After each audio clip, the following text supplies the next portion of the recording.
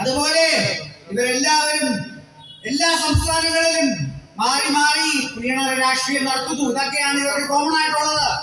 ഇവരെല്ലാവരും കൂടെ ഒരുമിച്ച് വന്ന് ലോകത്തിലെ തന്നെ ഏറ്റവും ജനപിന്തുണയുള്ള ലോക നേതാവിനെ തോൽപ്പിക്കാൻ ശ്രമിക്കുന്നു. പക്ഷെ ഇതൊന്നും നടക്കില്ല. പക്ഷേ ഇത് മോദിജിയുടെ ഗ്യാരണ്ടിയാണ്. ഈ മുന്നണി ഈ വരാൻ പോകുന്ന തെരഞ്ഞെടുപ്പിൽ ഇവരെ ഇന്ത്യൻ ജനത ചവിട്ടുകൊട്ടയിലേക്ക് എറിയും. ഈ മുന്നണി തുടങ്ങിയ ആൾ തന്നെ ഏതാനും ദിവസങ്ങൾക്ക് മുമ്പ് മുന്നണി വിട്ടു.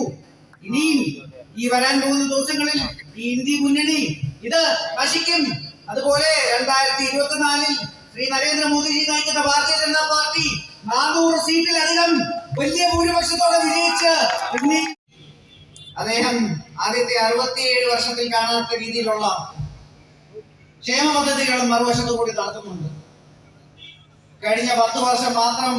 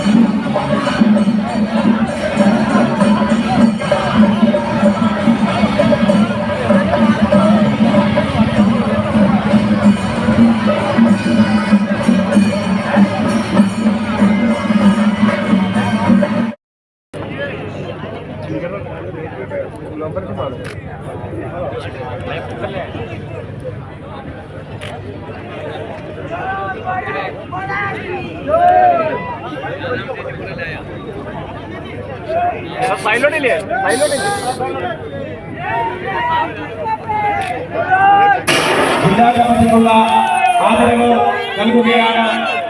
ബഹുമാനായിട്ടുള്ള സംസ്ഥാന അധ്യക്ഷൻ എൻഡിഎയുടെ സംസ്ഥാന ചെയർമാൻ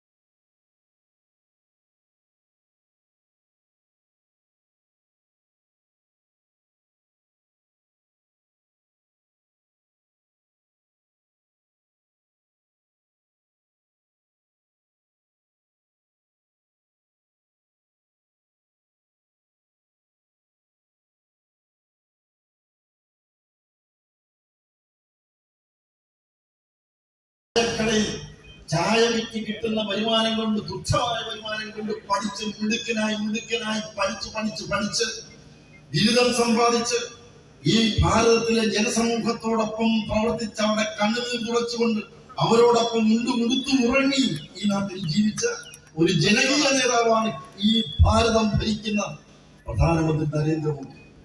പക്ഷെ നമ്മുടെ പിണറായി വിജയൻ മകൾക്ക് അഴിമതിയോട് സന്ധിയില്ല, അഴിമതിയോട് ഒരിക്കലും വിട്ടുവീഴ്ച കാണിക്കില്ല. ഇത്രയും നാളും ഭരിച്ചല്ലോ 10 വർഷം. ആ പ്രധാന